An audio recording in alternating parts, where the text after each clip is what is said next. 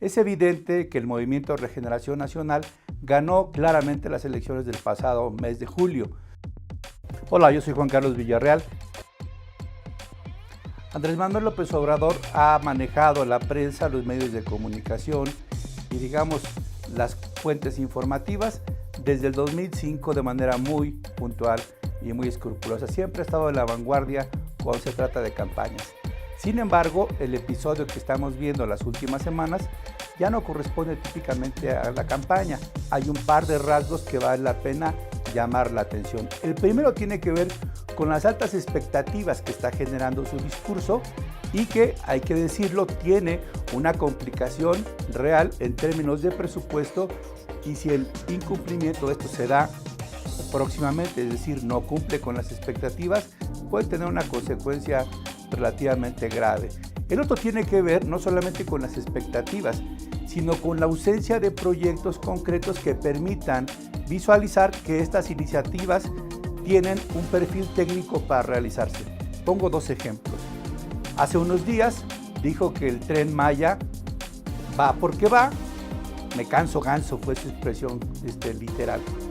Es correcto que tenga una apuesta para esta región, es pertinente, han existido iniciativas en el pasado, sin embargo no se conoce el proyecto, el costo, los tiempos, cuándo se va a iniciar, cuándo concluiría y en términos finales de dónde se sacaría el dinero para este proyecto.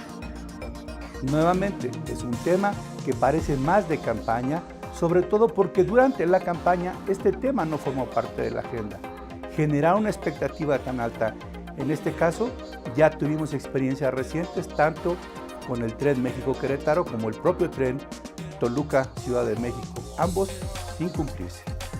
Por otro lado, anunció el pasado fin de semana que al final del sexenio México tendría un sistema de salud similar al de Inglaterra, Canadá o los países nórdicos.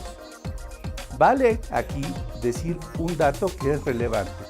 En estos países, el tamaño de los impuestos que aportan las personas para el mantenimiento del Estado es muy alto. Nada que ver con los impuestos que se pagan en México, particularmente en los países nórdicos. Los impuestos pueden estar por sobre los 50% de los ingresos que tiene un ciudadano.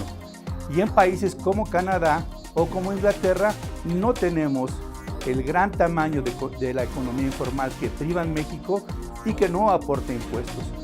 Entonces, ¿de dónde se va a sacar el dinero para cubrir un sistema de salud como en estos países? Nuevamente, los ejemplos comparados son útiles. En Inglaterra, durante el periodo de Margaret Thatcher, todo el proyecto de sociedad, digamos, plural, abierta, se puso en duda juntamente frente al neoliberalismo. Y derivado del neoliberalismo, cuando recién gana el gobierno Tony Blair, muchos de los programas sociales tuvieron que ir a la baja porque ya no hubo dinero para sufragarlos. Desde entonces, la política social de Inglaterra tiene severos problemas para mantenerse. Insisto, este país no se puede comparar con México, no solamente en población y en ingresos. La gran tradición de este país en políticas sociales marca una enorme diferencia. El caso de Canadá es muy similar. Los ingresos que tiene el país por producto de los impuestos son muy altos. Tampoco hay en este país la economía informal y el gran contingente de personas que no pagan impuestos. Luego entonces vale la pena preguntar nuevamente, ¿de dónde se pretende obtener los recursos para cubrir una política social de este tipo de salud que es tan costosa para un país como el de nosotros, que escasamente tiene aportaciones de los particulares vía impuestos y que el presupuesto nunca alcanza por el crecimiento que tenemos en términos de población? Recordemos que en México somos más de 120 millones de habitantes, nada comparado con los otros países. Este tipo de iniciativas, este tipo de propuestas pueden convertirse en un boomerang para el presidente Andrés Manuel López Obrador si no es puntual, si no es mesurado. La mesura, igual que la inteligencia, son dos datos que distinguen a los estadistas.